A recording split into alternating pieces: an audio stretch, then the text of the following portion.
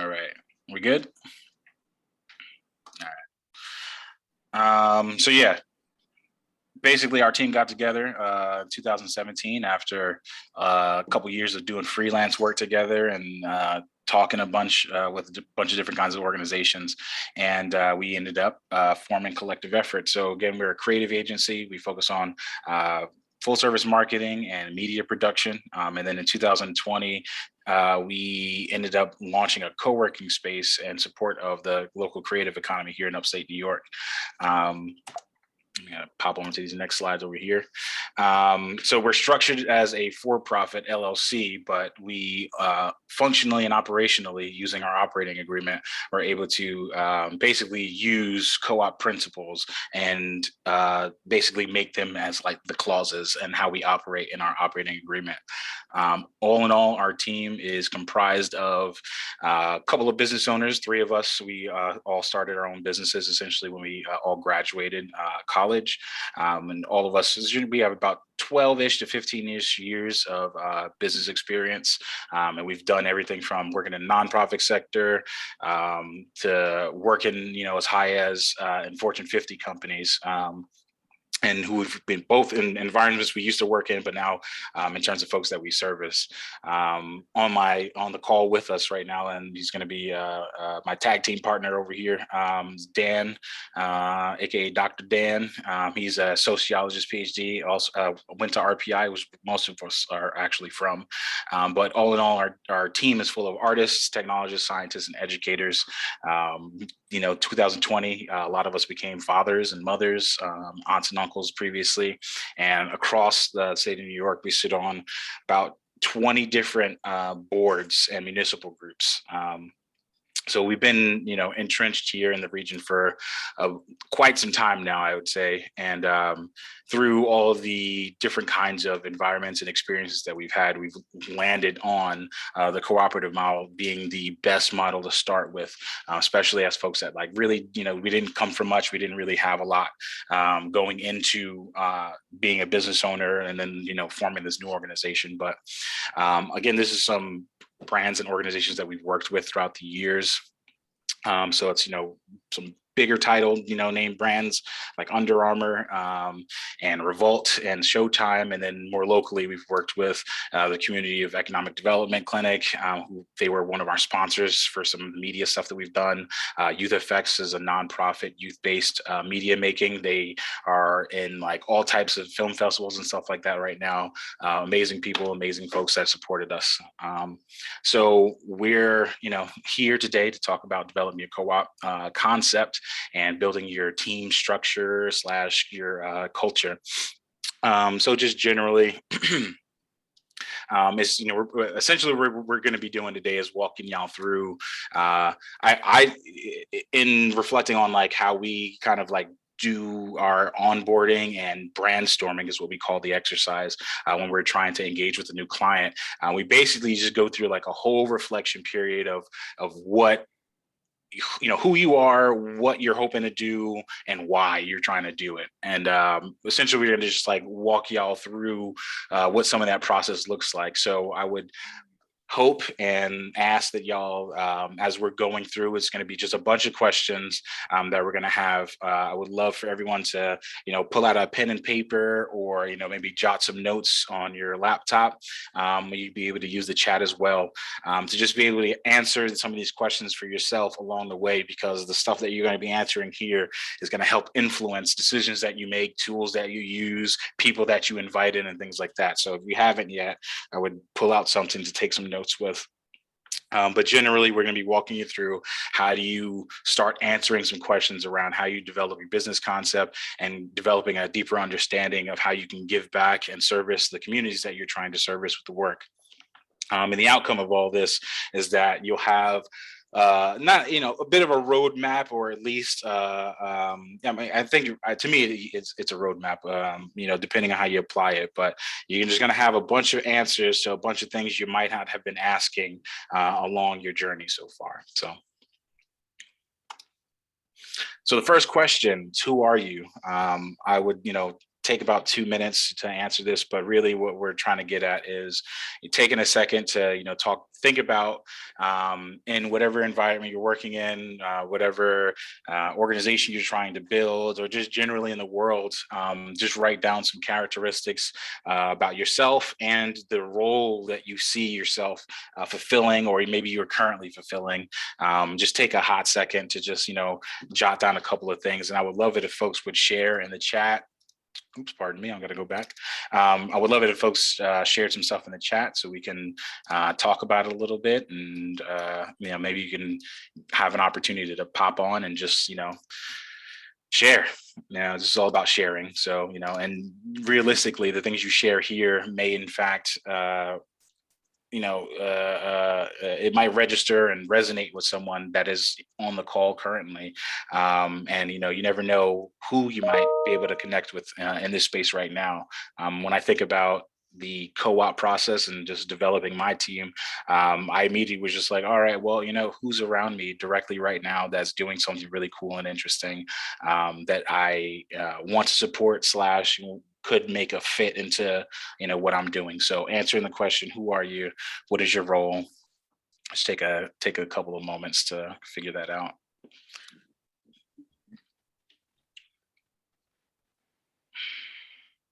And Dan, you can feel free to hop in as well to introduce yourself. I don't know, I'm doing the slideshow view, so I don't know who can see what on the screen. So you can pop in and say hey if you'd like. I'll introduce myself in the next slide, but right. Just folks drop stuff in the chat.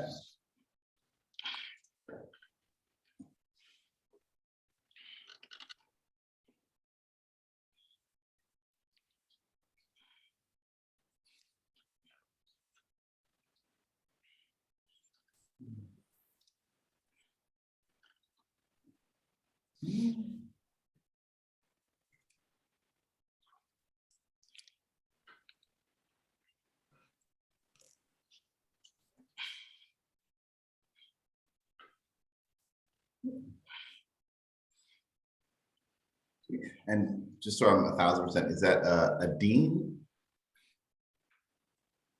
Yep, it's Adine. Yep. Adine. Got it. Thank you so much, Adine. Nice to meet you, Adine. Hello. Nice Electric City Co-op. Yeah. What do you guys do out there? And you're right around the corner.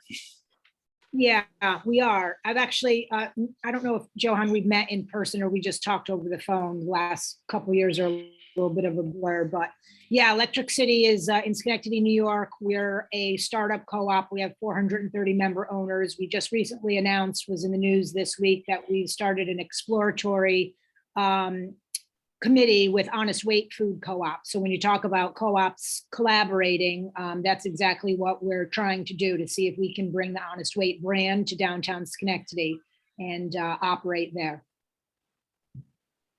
Wonderful.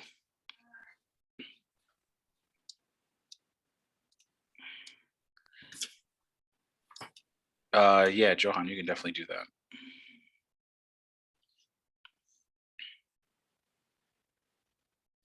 We got Maggie in the chat. Hi, Maggie. I know Maggie. Does anybody else know Maggie? Maggie, you want to come say hey or no? Hey, tell me how my voice is sounding. I've been having audio issues with Zoom. I've been all staticky.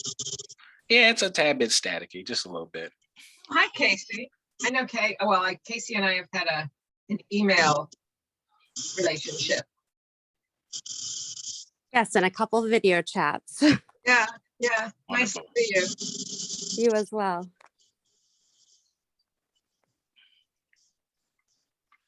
Casey, so you're in from Rhode Island. Welcome. I would love to hear about the co-op that you're working on. Yes, so we are the first disabled workers cooperative in the United States, which is super cool. And we are still in some of the initial stages, although it's been in development for about 2 years, but we just added some new co-op members and we're hoping to launch this spring.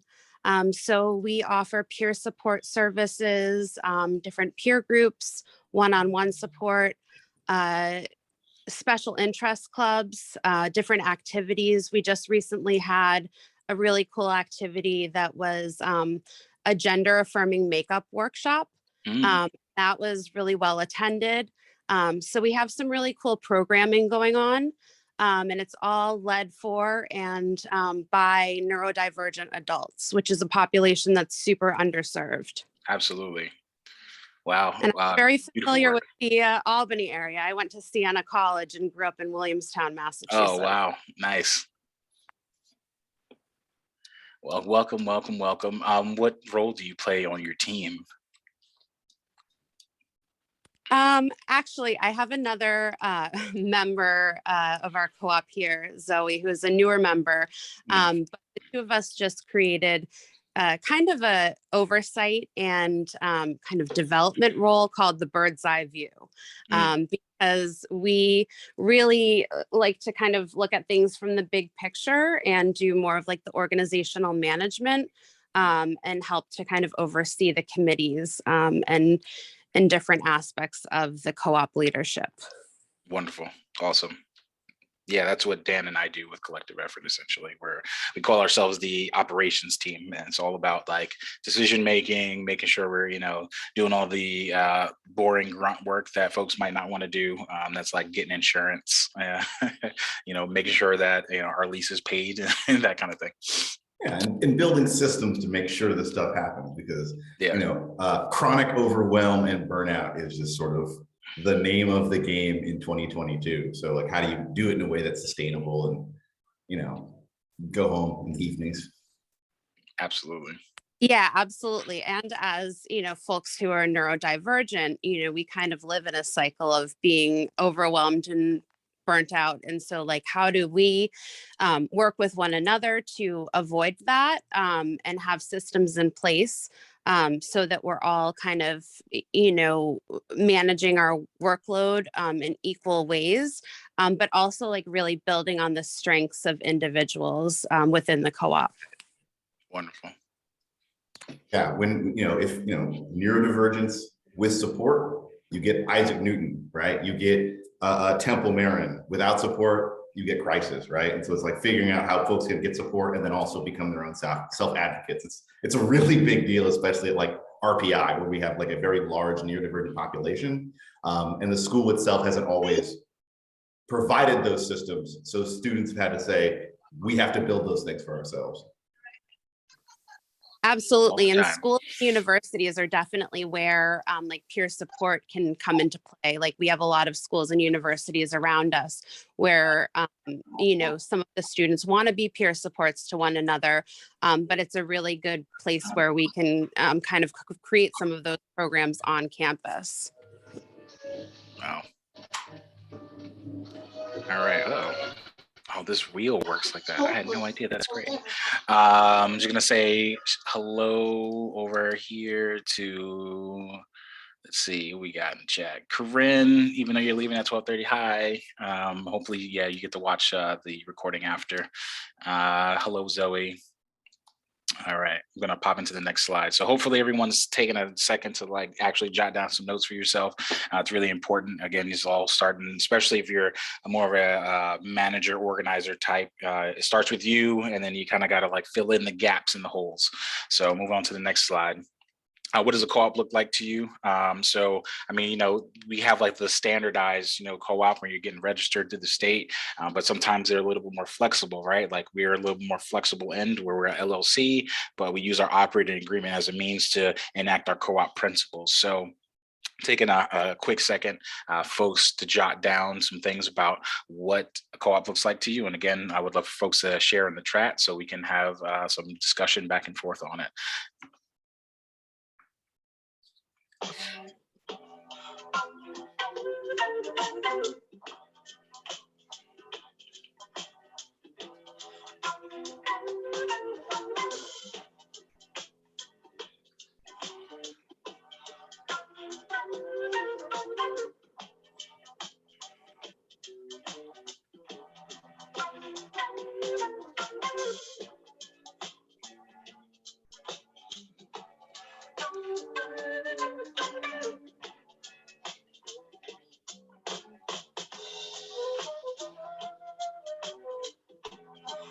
You're gonna have to send me this, Johan.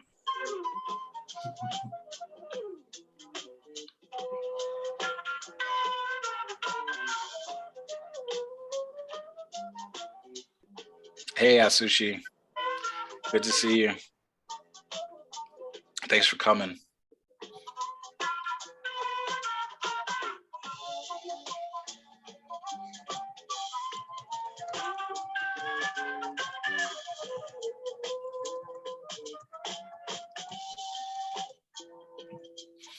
So we got 2 in the chat right now. We got Dan. Dan, you want to talk about what you mentioned in the chat a little bit? Well, for me, it's really important that those who do the work get to decide what the workplace looks like, and that's something that was really important to me, that was really appealing to me about a cooperative, is that we get to say, yeah, like everything from like the heat and the lights to the furniture to these what the days need to look like, and coordinating it with the rest of the team, but getting to say like, this is what work is, versus someone else saying, well, we're paying you, so accept how things are. Mm-hmm. Absolutely. All right, we got, who's next up here? I love this one. Casey mentioned community care. Casey, if you're interested in coming on, I would love to hear your thoughts about that. If not, that's cool too.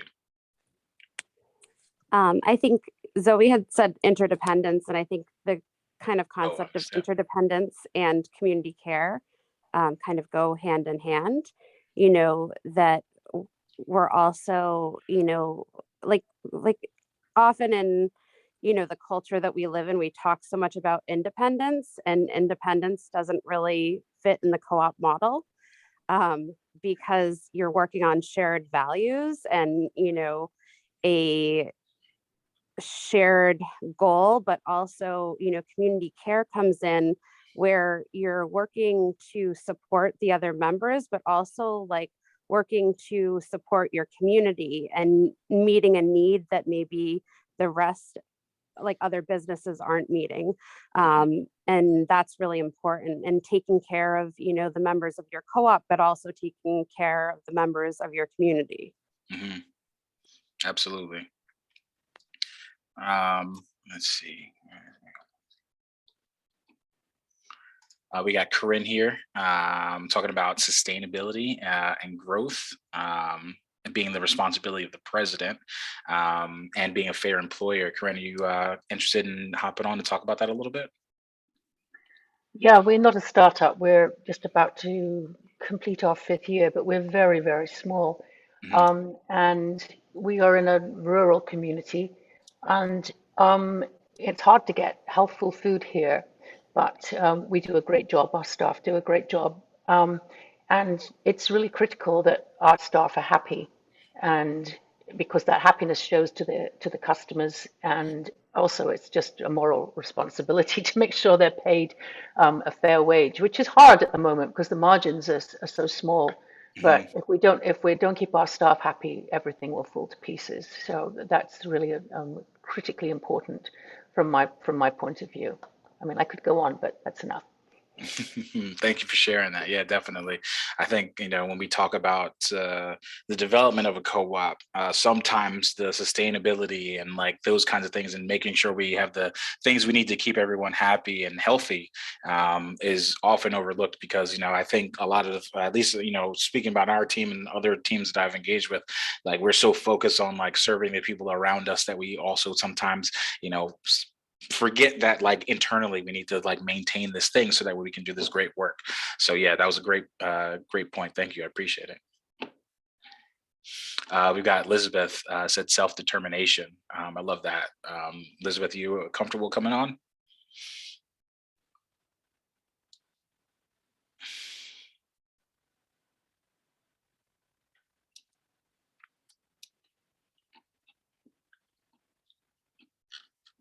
Too loud. Got it. Happy child caring though. Independence and interdependence meet where decisions are made laterally. Yes. You want to talk about lateral decision making at all, Eugene, in your experience?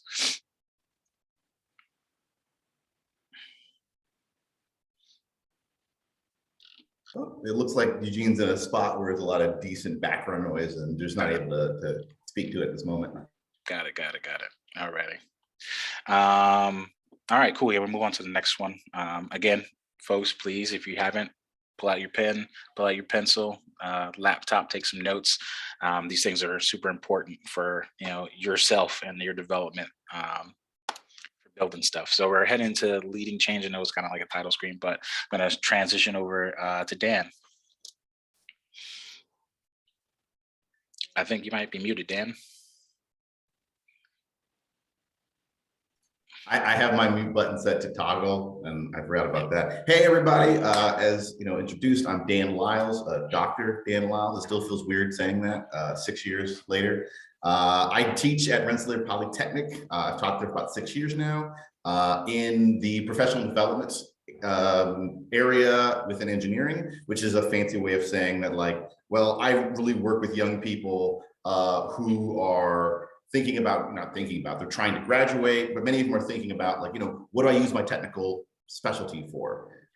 Do I want to just work for somebody else, or do I want to try to start a startup? And I try to fuse their specialty expertise with practical skills, insights, and experiences. So not only could they lead their technical unit wherever they end up, but also that maybe they think about forming that cooperative. Engineering cooperatives are not uncommon, actually. That they try to organize their workplace even. And so that's a big part of where I come from, but hopefully some of the stuff that I can talk to you today. And the really big thing I think for the rest of the exercise is I'm going to talk about a couple of quick big ideas that maybe will help think through some of these other stuff. I draw some of my stuff from the work of this guy, John Cotter. He's like a management leadership guy. And I know that we're all like, whoa, I'm trying to get out of that world, Dan. Like, why are you dragging me back into it? And I do think it's important that we find functional, good ideas wherever we can. And one of the great joys that I get to experience as a co-op owner is taking a process or an approach from a system I don't like and actually reworking it so that it fulfills a functional role within our cooperative. And so 4 things that I think are really important when we start thinking about these questions, thinking about changing our cooperatives for the better, starting our cooperatives. Really the first thing we have to really emphasize, of course, is establishing this sense of urgency, right? You are living in the most stimulating and anxious period in all of human history, hands down. People did not evolve to have this much noise happen to them all the time. And as a result, every person who you are working with currently, or you're trying to get involved in your cooperative, they're up against so many competing ideas and factors of concern. And part of the thing that we have to ask ourselves, part of the reason for these vision statements, these questions, these, learning how to talk to people, advocate for ourselves, is we really have to ask ourselves, how do we get people to understand that the chime for change is now? It is right now. In fact, it was weeks ago. And more than just that now is the time for change, but that we have to develop the sense that we are the people that need to do this. I know many people say, well, the first thing I do is write your operating agreement. The first thing you got to do is, pick your letterhead. And those things are really important. They're going to happen close to the beginning. But the first thing you have to do individually is say, is this the time to start the change? And am I able to get other people around me to say, you know what, things can change. It doesn't matter how good your idea is, how useful your co-op is, how savvy your co-op is. If people don't feel that it's serving an urgent need, resolving an urgent problem, it's always going to be the 4th thing they think about, the 8th thing they think about, right? And so that's, that's such important to me. And I always say to people, they ask, well, how do you know when I've built this? When you feel, and the people you're engaging with feel that this thing must be done, and it must be done now, and it must be done by us, you've built that appropriate sense of urgency, and you can move to the next thing we have to do, which of course, you have to build an actual guiding coalition. You as the founder, if you'll hit that next, maybe you're the founder, maybe you're a part of a small group already. A lot of the work I do with different groups involves, I'm working within a company, within an institution, and I'm trying to change it. The first thing I do once I'm like, I know it's a problem, I know I have to resolve it or be a part of it, it's forming that group of people, right? Some of you have kind of mentioned, you've got teammates, people you work with already. It's really about remembering that this is not about me, but about we, and that nobody does anything great alone. We do these great things together, right? That's why we're interested in cooperatives. Especially for cooperatives, I really think about the perspective of this really great labor organizer and activist Grace Lee Boggs in Detroit, who said, look, in a country like the US, where it is normal and natural to judge the value and importance of everything according to the size, where the bigger means the better, it's not easy to grasp and hold firm to the historical fact that every advance that has ever been made by humankind was started by a few people. Often, these people have to begin by only one individual, since every beginning can only be a beginning. Before something can grow, it first must be. So you may find yourself in a situation where there's like 400 people around you who are interested in a cooperative, interested in this change you want to make to your existing cooperative. But the first thing I'm going to say is, who are the people who have that urgency we talked about before? That is the nucleus of the thing you're going to do. That is, making sure we're on the same page, and that we're engaging people with the idea that, like, it's okay that we're going to do this together. And not everyone's going to want to do this with us. Some of us are going to say it's interesting, but it's not for me. But finding that, like, 2 people, 3 people, 4 people who form the core of your group. And the last 2 bits, the first, of course, is once you've got this group of people, once you've got who want to make the change, who will start the co-op, it's creating that vision. You have the team, you have the urgency. Where do you want to go? It's your vision. Your vision is not a plan, though, right? The vision is just a sense of where you want to go. It's almost this verbal magic spell you cast, saying, this is who we are, this is what we want to do. And this is where conversation especially becomes really, really critical, right? That you're really making sure you make time to check in with your team. Where is it that you want to go? Don't be afraid to ask this question several times. Ask yourself this several times, over and over and over. But this process can feel a little touchy-feely to some of us who are a little more pragmatic in our approach. Different groups will have different vision attempts or different, the kind of language they use for it. But every group needs a vision, and they need to be able to communicate that to the rest of the cooperative, to the rest of the group, clearly and succinctly. The 8-page vision statement, no, try to really break it down into something very, very simple, right? We're here because the state no longer provides these healthcare services to us. We are going to organize together people who have not been served appropriately, and we're going to build a cooperative to make sure everyone can get the healthcare they need, right? That is a much more actionable vision than even some of the more articulated and spelled out things. Make sure it's something that every member of your group can articulate, and every member of your group can say in passing quickly, right? The shorter, the better. And that's the last piece. Once you've got this vision, of course, is communicating that vision, right? Sure, you've got it. Sure, they've got it. But are you able to share it? Are you able to talk about it? Are you able to get the new people who weren't there at the beginning but have become excited with what you're doing because they're seeing your successes?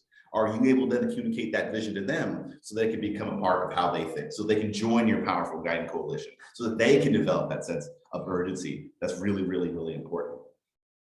And when people hear that vision, when they've been communicated to, they're going to want to take action on this thing. They're going to want to take that first step, that new thing. And that really resolves a lot of the question I know that many of us struggle with, is I've got this great idea, I've got this great thing, how do I get people to move on it? If you can move through these 4 things, you will be surprised at the kind of momentum that picks up from there.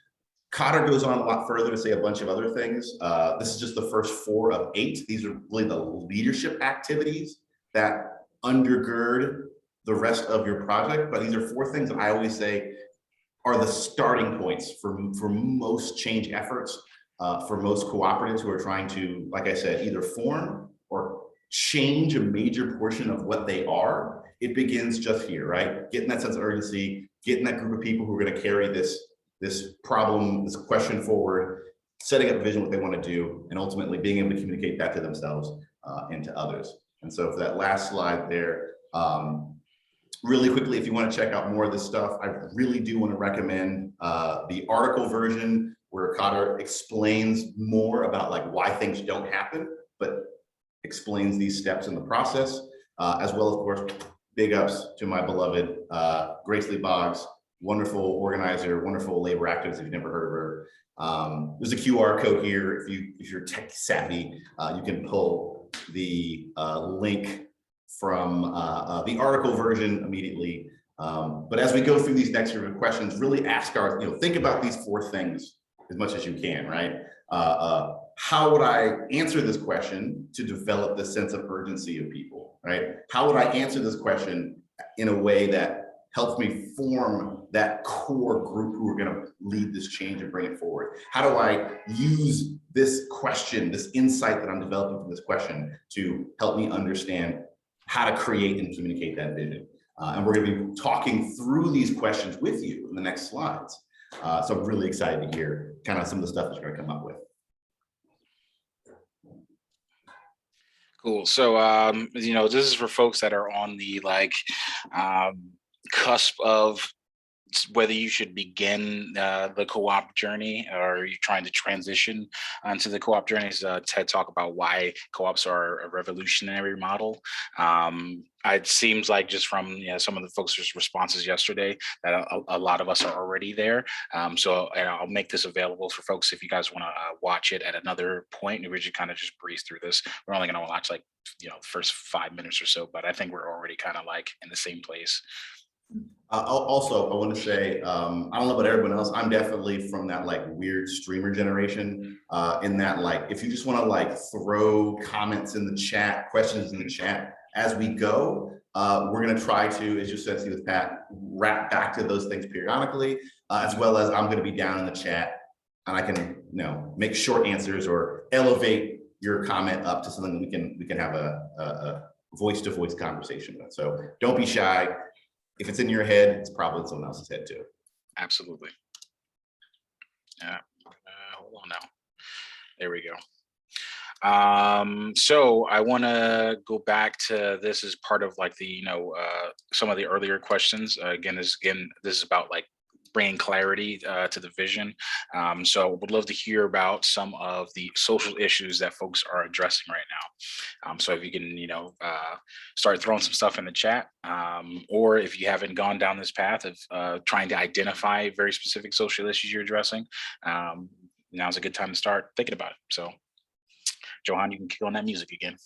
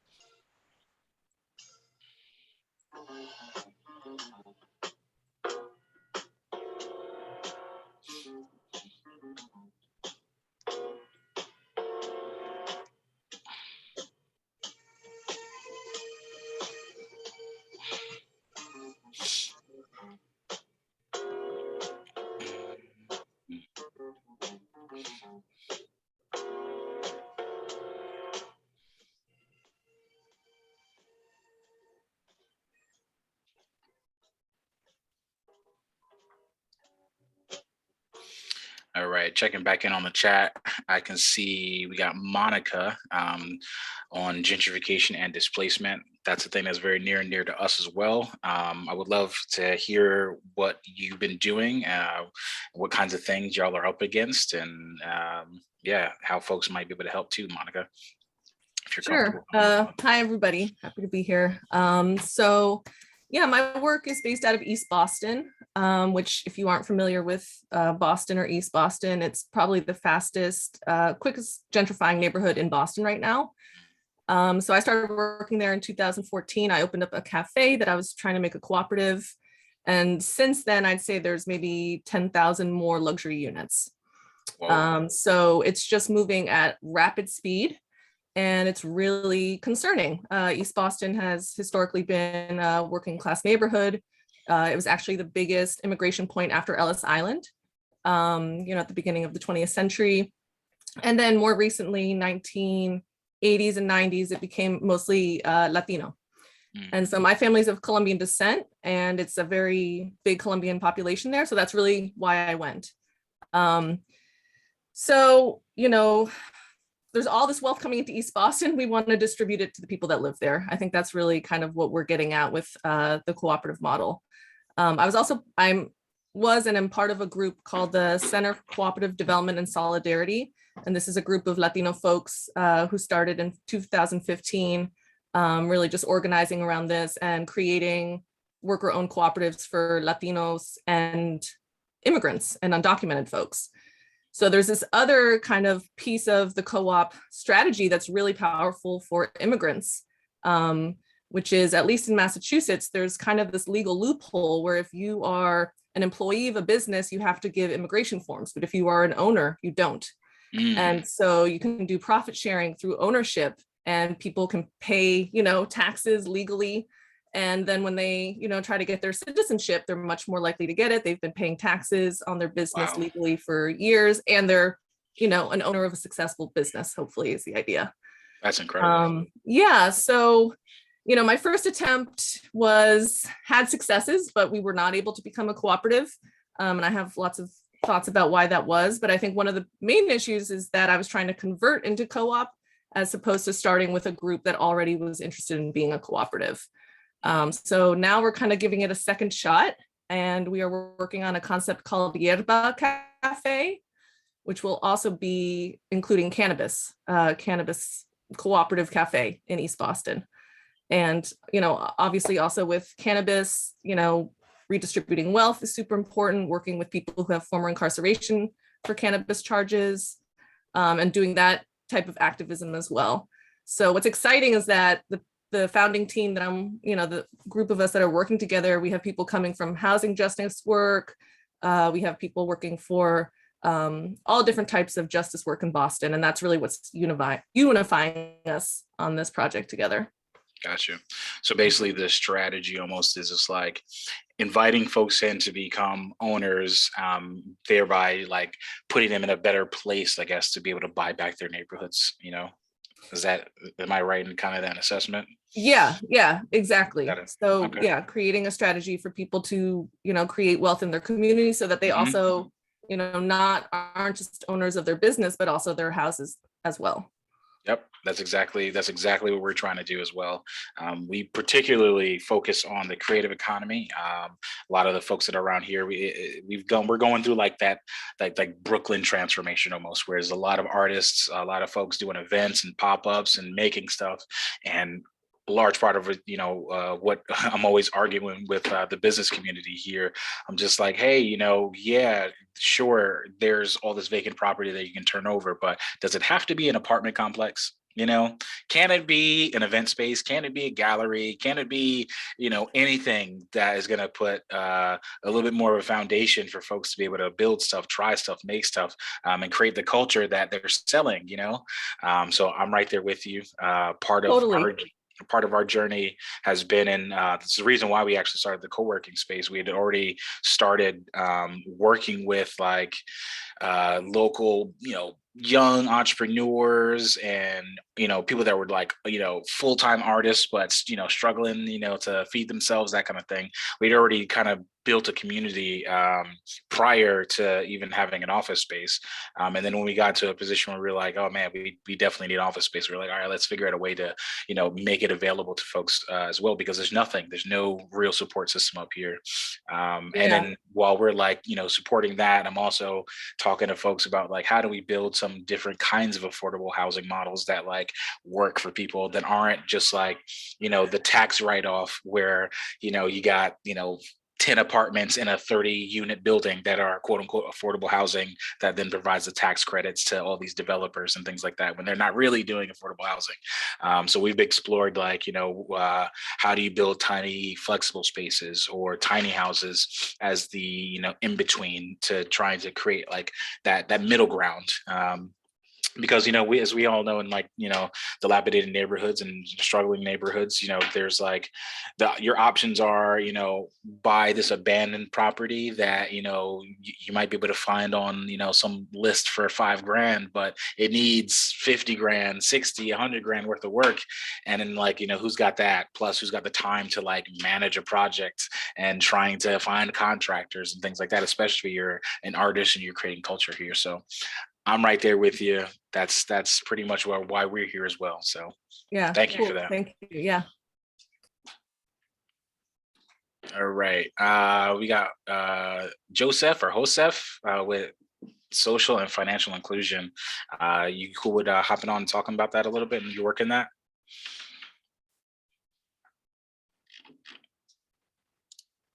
All right.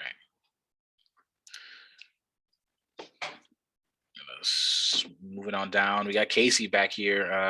Ableism, classism, racism, transphobia, homophobia. Casey, you want to speak on that a little bit? I'm going to actually defer to Zoe so she can talk a little bit about some of the things that we're doing around transformative justice. Wonderful. Yeah, so we're doing the collective community care model for neurodivergent peer support, like Casey was talking about.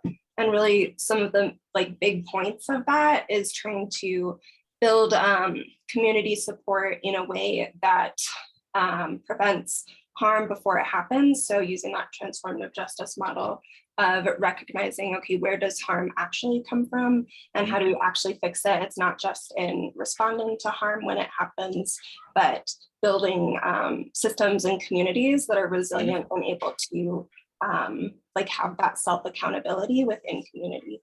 So that's a big part of it. Beautiful. So you guys like make programs around this? Is that my understanding that correct? Yeah, eventually that's the goal. Gotcha. We started a little bit. Yeah. Awesome. All right. Andrew made a note here, keeping co-ops locally controlled. You interested in speaking on that a little bit, Andrew? Hello? Can you hear me? Yep. Yeah. So I'm new to all this, but I think a big thing I've learned so far is like who gets a say in, leading the direction and helping control I guess ownership and stakes long term, and how that tends to change and shift over time. So I think, at least in LA, keeping it locally controlled seems to be a big priority. And then also personally, I've just noticed like addressing different levels, and this isn't talked about often, but like addressing different levels of capacity for different folks. Some folks have tons of free time to like give to the, setting things up and volunteerism and can basically treat it like a full-time job. And then others, usually working folks and the folks that like I want to see get involved and have stake, are just, they're working to survive and they only have a couple free hours a week and can't, invest the same amount of time. So I'd love to see like more conversation around addressing capacity and how those with just inordinate amounts of available time because they're financially secure or whatever the case may be, tend to steer the ship. And those who we want to bring in just don't have the capacity or availability because they're trying to survive. 100%. Yeah. I mean, I think about that in our journey too. Like when we started, again, we had, 3 folks that were like seasoned business people. And then we had 6 folks that maybe dabbled a little bit, maybe didn't, maybe they were just like, teachers or what have you, or, and they've, done like pop-up projects and things like that. And I think a large part of what we did to try to manage it all, we kind of handled almost in like how we arranged equity and how we approached equity as one piece of it. And then the second piece of it is, just employing things like project management tools. So that way you were able to, maybe if you're not working directly on this thing, here you can add some kind of context and support when someone else is like working on a thing. So we use a tool called ClickUp, and one of the things that I'm thinking about is just like there can be a person that owns this task, and then each task has the ability to add a person as a watcher. And so sometimes these watchers, as they're seeing like a task or a piece of this project progress, a watcher can come in and be like, hey, so I seen you did this thing. I think that maybe if you thought about this, or if you thought about this, or you thought about this, and it's really, as Zoe pointed out, it's like an accessibility thing. Just like, how do you make it easy for folks that might not have that time to really work on something, but can maybe lend some insight and advice to the end product of the thing, is really where we found a huge benefit in like, it being not on the shoulders of just like the core 3 guys that initially had that has like all the business experience and like making the thing run and operate in the beginning. So that's really powerful. Absolutely, and totally. Yeah, Go ahead, Dan. I was going to say really quickly before I bring Joseph in, who's having some connection issues. We'll make sure we get him back in that. Is that famously, as the statement goes, any cook can govern, right? But it's not just that any cook can govern because we all are, morally equal and right to do so. Any cook can govern when you build systems to ensure that people who work day jobs can still be heard, and that, like you said, it's not only tilted to those who can, answer their phones the most. There needs to be a kind of parity there. I do want to make sure now that I think the connection issues settled, we can bring Joseph in. You there? Yep.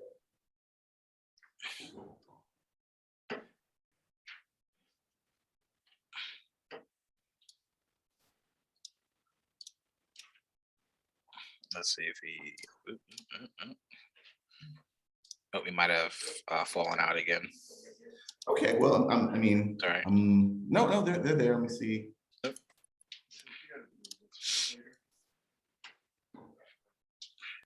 And we are in Boston, there are regulation that was adopted, I think so was 2014 or before, that not allow the business throw wasting food to the landfill.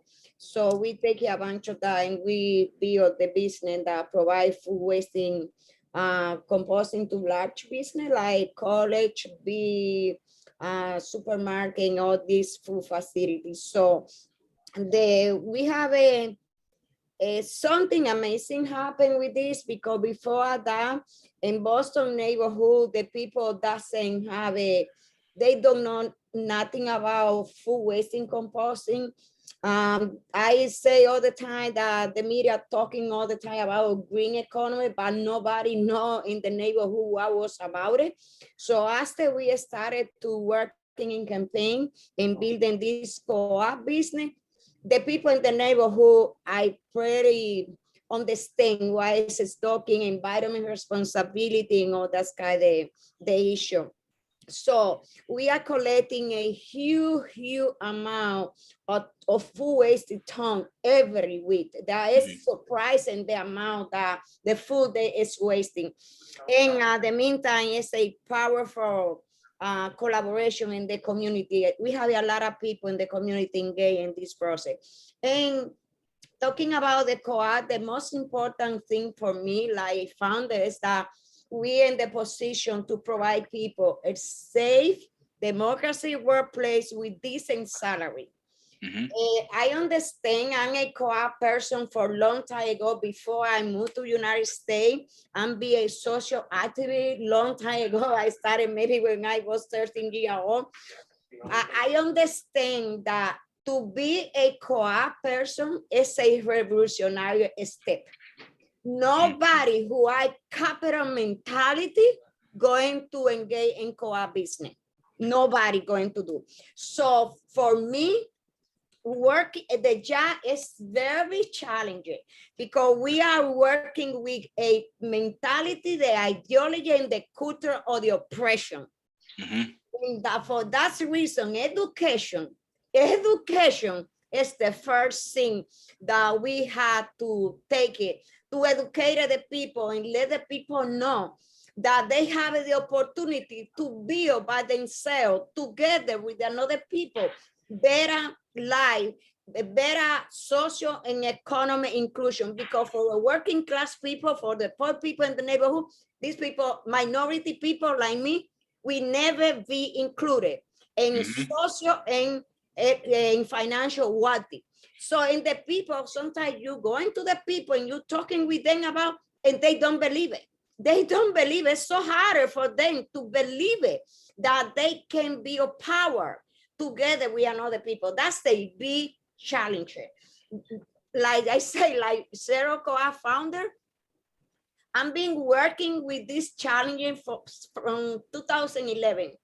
And let me tell you, it's a struggle, every day struggle, every day struggle.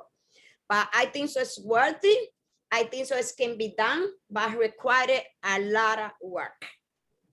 Oh, I totally agree with that, 1000%. One reason I like engineering actually was that there's this thing in engineering where you'll say, this can be done, it can be this way. And folks will say like, I don't know about that. I don't know if I believe you. And then the engineer says, yeah, I built it. So have fun arguing with reality, right? Because I think you're absolutely right. There are gonna be people who don't believe us.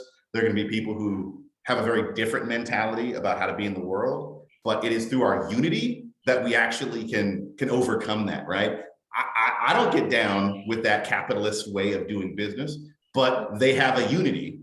And so I'm forced to engage that world. If we build a unity, they will be forced to engage in a world of democracy, of justice, of community. But it comes through, our unity. That's, again, that's what our values and that vision is so important. I think you're 1000% right on. And I think you're going the right direction, right? It's just, it can be very daunting in the beginning to have that vision. For the sake of time, might we jump down to skills? So I just want to say really quickly, I could be here all day. Don't let the tie fool you. I just have to go to work in a little bit and teach this class. But I love the big concept, the big idea, right? But when you talk to someone who's like, oh yes, I'm working on a particle collider, or I'm going to build the largest free cooperative system in the United States. When you really get to them and say like, yeah, but what do you do? They're like, oh, I'm working on a spreadsheet mostly. I said earlier with Grace Lee Boggs, especially in America, we think big is important.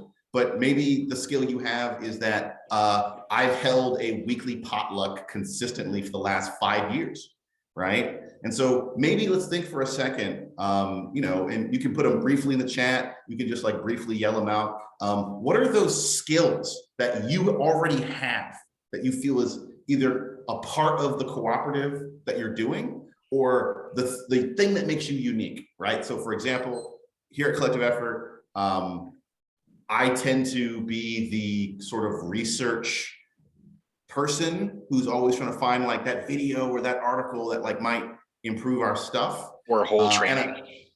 I'm very passionate about training, obviously, and I teach. And so that's a big piece of it for me. And just, I'm also kind of the spreadsheet guy who's just like, let's build a spreadsheet. So those are 3 skills that I have that are really important to what we do. Maybe you can think about that, or like, what are, and they may be very mundane things. But yeah, what are those skills you have? What are you good at that you're bringing to your cooperative? I learned doing our work that I'm really good at managing a calendar. It would have never been the thing that I thought mattered, but that was probably like, it's probably the most useful thing that I do that doesn't seem like anything, but it will literally make or break, sometimes even if like, oh, are we going to bring in this money this month? It's just like, well, it depends how many meetings that I set up with these people on this calendar, yeah, my emails and my calendar, I've gotten really good at, and I never thought it was going to be useful, or at least as useful as it is. I would say it's probably the most useful thing that I do is managing my calendar and my emails. Pat said at this meeting once that stuck with me, he said, like, if you want to change the world, you have to get very, very excited about doing incredibly boring stuff. Potluck sounds fun, but dishes is less fun, but dishes is sometimes part of what it takes to make that potluck happen. So, don't limit yourself to these professional sounding fancy things. It might be something that you feel very mundane about, but it's really, really critical and foundational, to just making the cooperative happen. Maybe you're just like, my skill is that I'm good with kids, or my skill is I speak another language, or my skill is I have I'm pretty good at talking to people when they're upset and helping them calm down, right? Those are all, I think, fundamentally useful co-op skills that we may not initially think of.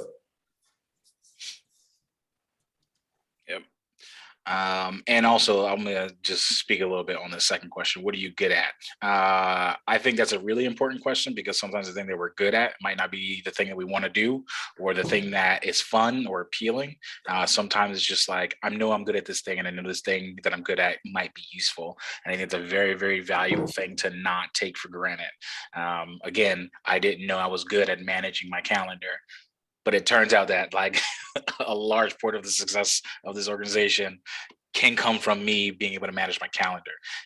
So super important question to not take lightly.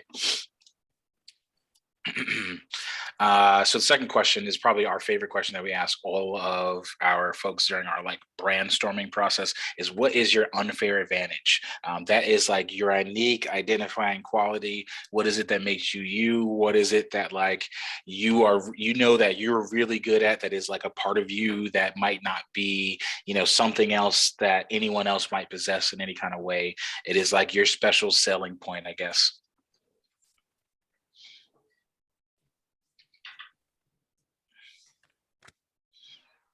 I'm going to read some of the stuff from the chat as well. Got executive function brain, very good to work with people on the ground. Word. That is probably one of the most valuable things you can do when you're talking about doing co-op work, is being able to talk to people. Oh yeah. Turning larger ideas into tangible practices. Oh man, yeah, I'm with you right there, Casey. How do you take the big idea and turn it into a functional one? Yeah, 100%. I forget, we were actually having a conversation probably about a year ago on the couch in our our reception area between myself and this guy Deshaun. He's our content director, and we basically, I said this exact same thing, and then someone had a camera and took a picture and quoted me on the wall above. It's kind of our whole leading thing is just all right, we're creatives too, so ideas get everywhere, and so we're just all right, let's put the ones that we put a pin in, how do we actually make them functional? I want to say being somebody that people like to work with is so important. When I was in school, there were definitely people who were way smarter than I am. They were better at reading, better at writing, but they were just miserable people to work with. And they were like, why would anyone cooperate with them? Versus me, it's all guys, I don't know anything, but we're having a good time. Pew, pew, pew. And I had no shortage of people to collaborate with. And so, these, many of these skills that are so important that, like I said, just aren't necessarily the thing that you can get a certificate from a university about. But that's a pet peeve of mine for a completely different time. Yeah. I also want to make sure I point to this one, really resonated with me. really supporting members both emotionally and with their strengths in the workplace. One thing that happens a lot here, but also part of like my political organizing, is really the leader seeing their job as not necessarily to do everything, especially with the cooperative. You can't do everything. It's not possible to do everything, but you might be able to remove obstacles from somebody else's life really well, right? You might be able to Joseph's point here, sort of say like, yeah, look, I can see the problem. I can grasp it in a way. Sorry? Not in agreement. Yes. Yeah. Yeah. Being able to see a problem and understand it might be very different than solving it. But when people who can see and solve work together, anything's possible. Zoe also wants to say, as a group of neurodivergent people, many of us are unafraid to be, many of us are unafraid and honest, to be honest and direct. Absolutely, right? And finding ways to like, not only support that, support something what I want here, to really uplift that as in fact a strength, and find ways for folks who might be like, whoa, I didn't expect that, to say like, yeah, you didn't expect to have this great skill at the table. So how do we then weave it into the fabric of our organization as something that we value and can work for other folks? I really do think that's so important, is being able to just be like, look, this is what's up, in a way that people can hear and understand and appreciate. Me too, Jose. Me too. Weaknesses. So this is the start of like team stuff now, right? It's like, what are some things that we're really not the best at? And these are the keys to identifying how you find the team that you want to build around you. And I'm, thinking of this as like, I'm a person that's like the president, and I'm like, trying to pick and place and move things, however they need to be moved. But anybody can do this, because we're all parts of teams. We're all, leaders of teams and all these kinds of things. Knowing what our weaknesses are and how, who we put around us to support are incredibly important. So let me see.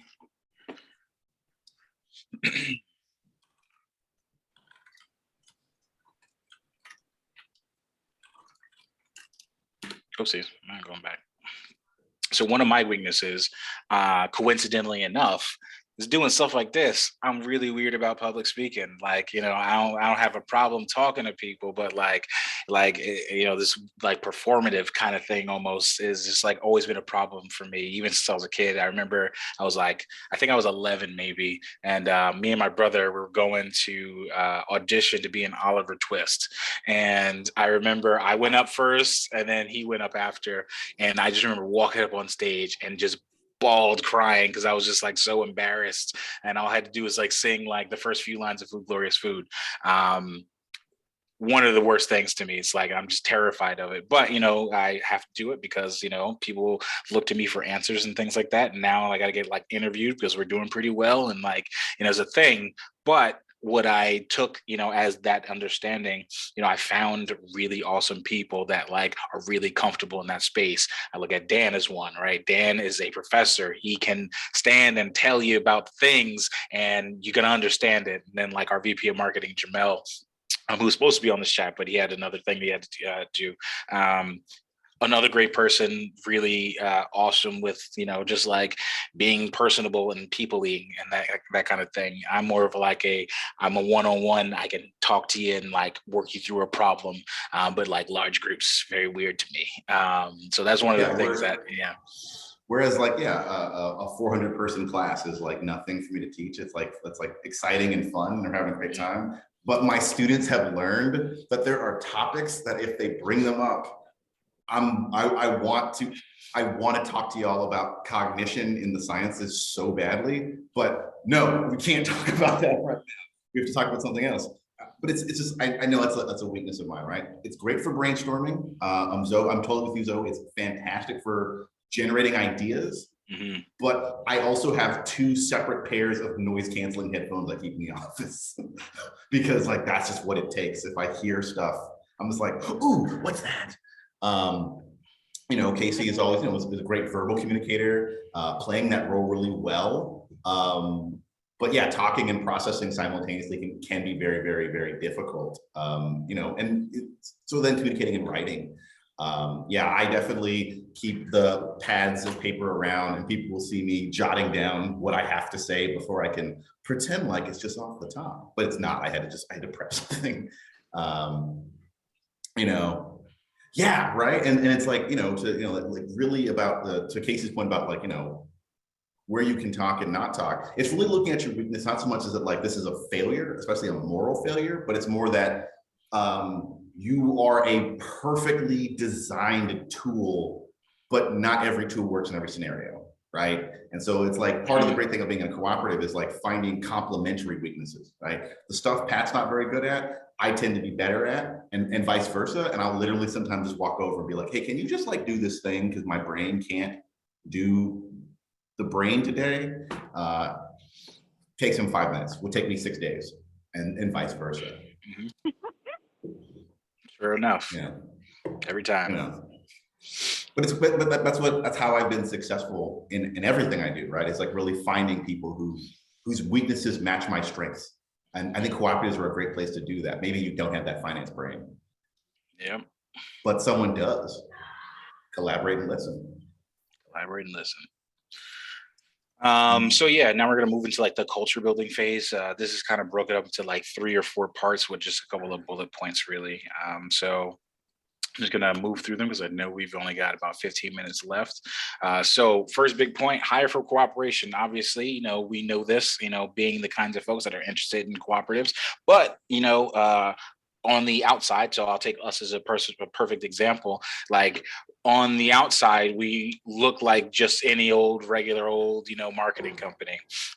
It just so happens that we happen to be structured and operate like a cooperative. And so, you know, we will get, you know, folks that are like, oh, you know, I'm really interested in working with you guys. I love the videos you guys make. I love, you know, podcasts, you know, whatever the case might be. And so, you know, we might get flooded with people that are just like interested in doing stuff with us. And part of that, you know, I guess that vetting process is just like having just open and general conversations about like, you know, how they feel about life and what's happening in the world and like power dynamics and things like that, that really become like, you know, have to become top of mind, I guess, when we're really finding, you know, who is the right fit, the person that, you know, you've got to like train them to be better at like these skills, or a person that you have to like reprogram that like capitalism is bad, you know? So, you know, that's the kind of, you know, big, you know, give or take we always have to like fight with, at least for us.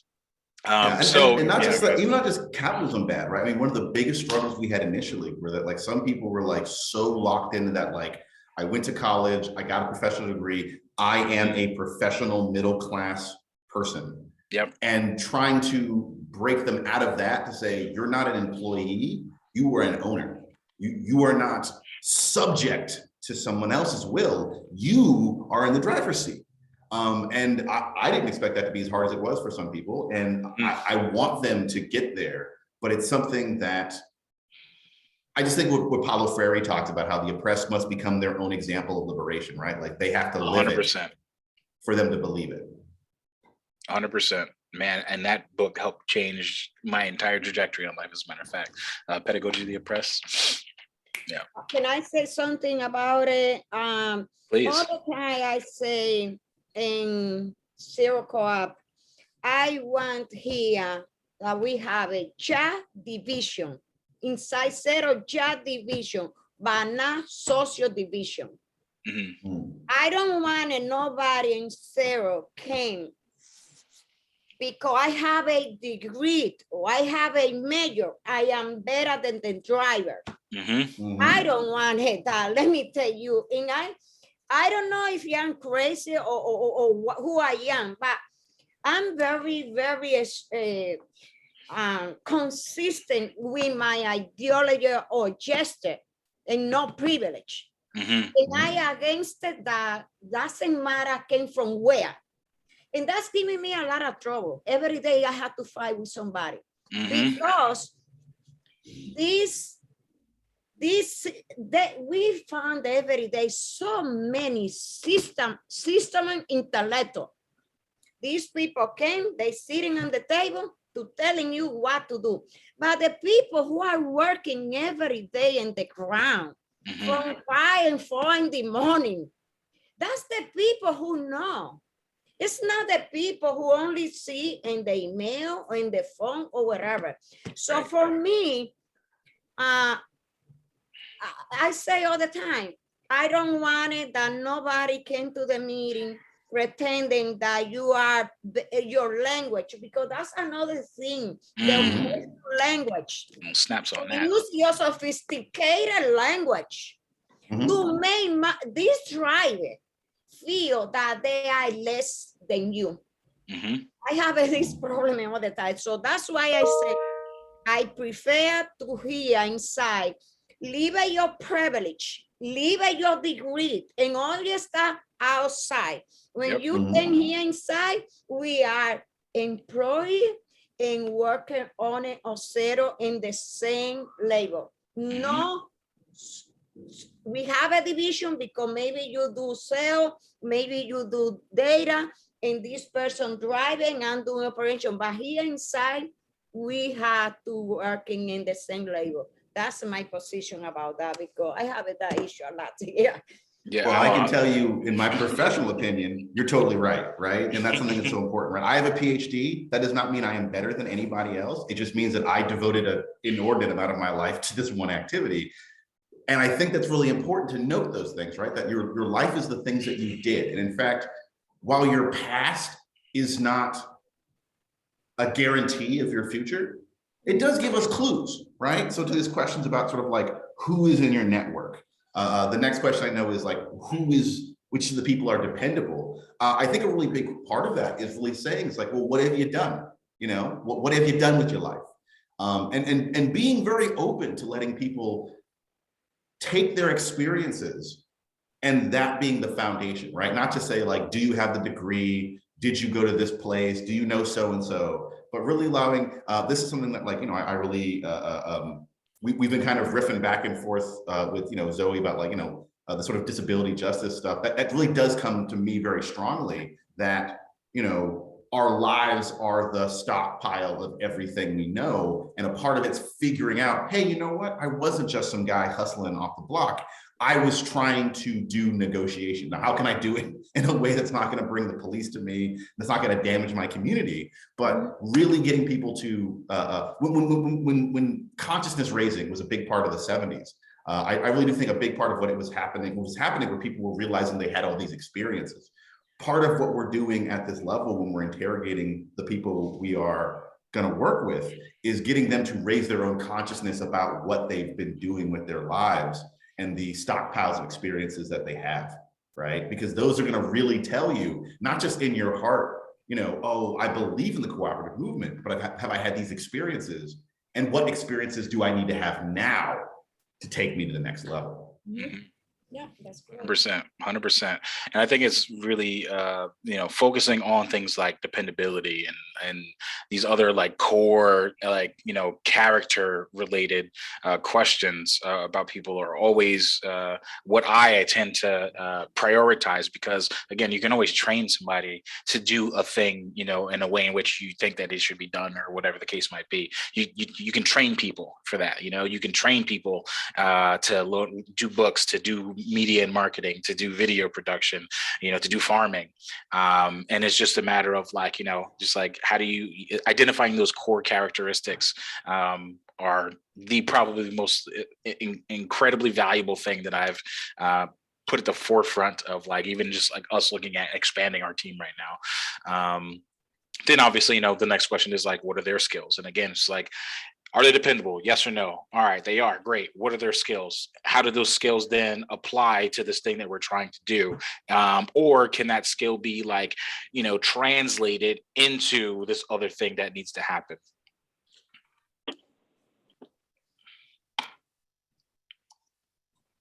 And then obviously once that, you know, you answer that question, what is the role that they play in the co-op? Now that you've identified that they are dependable, you've identified the skills that they have / what can be useful or what kinds of changes can be made and trained on, what, you know, role do they have? So That's the first section. The second is creating onboarding practices that foster collaboration. I know this is huge for us. So just looking at like, reflecting on like how we operate, like every Monday at 4 o'clock for the last 4 years, we have had a team meeting. And in that team meeting, it is an opportunity to do updates about what work that has happened in the previous week, as well as what is the work that is going to be going on for the following week. And then again, we use tools to be able to allow the need for collaboration. It promotes collaboration. And again, we use ClickUp, project management tool.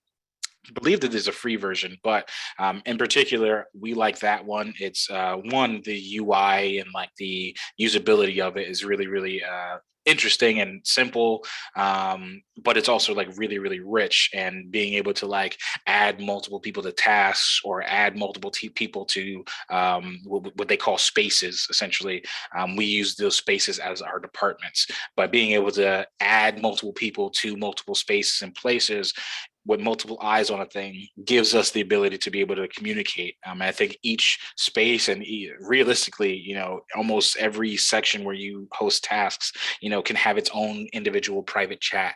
And inside of each of these tasks, you can like, talk to people as if it was social media, at Pat, at Dan, at Casey, so tools are really important.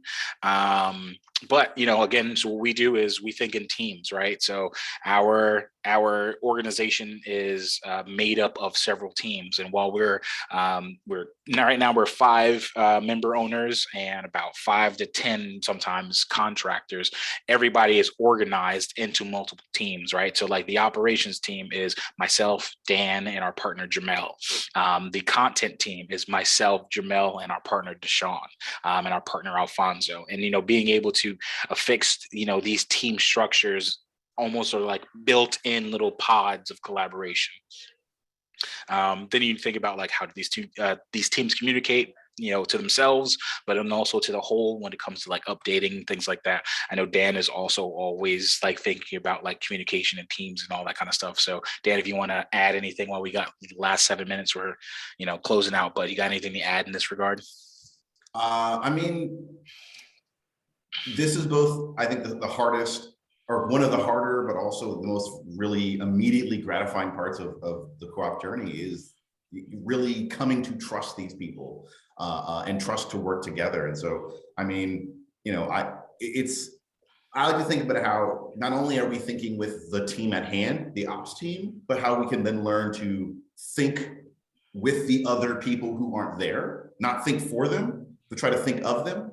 And that practice of really saying, not just does this work for me, but does this work for the people who are going to have to live with this, I think is one of the places where, our hearts grow, right? And we become more involved and emotionally invested in each other to build that foundation of trust that really makes the cooperative happen. I was writing it, I'll just say it. It also is a site where we can then come to love and appreciate our differences. We are I think it's very easy under the current model we have in the United States to get very like in love with our similarities. And that's cool. I love our similarities, but I also want to come to love our differences and to be like, that what makes you different is actually that what is beautiful and perfect about you. How do we bring those things together so we can be our full selves? I'll say very quickly on mentoring. Mentoring is really important. You've probably all heard the each one teach one type of deal.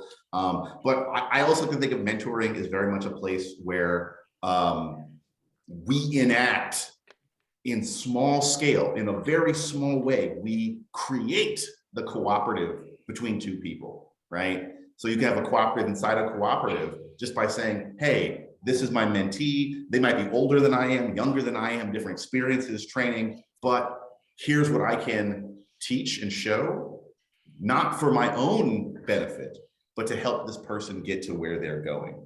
That to me, that's like the ultimate goal of any kind of mentorship and teaching. It's not so that I'm always your teacher, but so that one day I can look across and say, you were my peer, you were my equal, right? And that is part of supporting.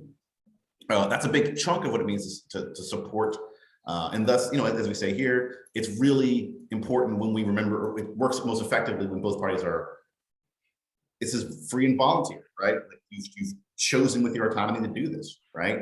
When each of the parties really are interested in hearing not just what they want to hear, but what the other person's trying to say. And when senior members mentor, you also become a really big part of your cooperative, right? Because all of what you are, for the good and the bad, gets to translate to another generation, to a new person. And in some cases, I find that many of my shortcomings, the way I deal with them and they are redeemed is through working with somebody who can say, here's what Dan can do, but I'm going to go further than Dan. And I celebrate that, and I'm very excited by that. Yeah, Zoe's question about how do you enact that. So I know the two ways that we have prioritized in being able to do it. One, so we've talked about like Skillshare trainings, right? So we've been working on for a little bit now, trying to build out like monthly training system where like each of us as like, knowledge holders, we're all good at certain things that other folks aren't. So essentially like setting aside a monthly session that you make available to people where in which one of the team members trains the team on how to do this one thing that they're good at and no one else seems to be good at, or maybe only two people seem to be good at. The other way I've seen it done, I'm thinking about like Dan as a professor holding like office hours, right? Whereas it's like, and thinking about Dan and my calendar thing, right? So I'm like, all right, I know that like with control of my calendar, I can make it possible where for, on Wednesday from 2 o'clock to 4 o'clock, I can make it, I can make myself available to anyone on the team that's got a question about how to do anything. So I would take that as like the second approach to figuring out how to begin the mentorship journey. I'm sure there's 1,000 other options and ways, tools, I'm sure people custom building things around it, but off the top, those are probably the two most prominent and powerful things that we've seen. And then again, celebrate collaboration. Anytime you see great collaborations happen, great teamwork happening, you want to talk about it, you want to highlight it, you want to put it at the forefront of people's minds. And it's just constant driving and reinforcement of like, y'all did something good, but you also did it together.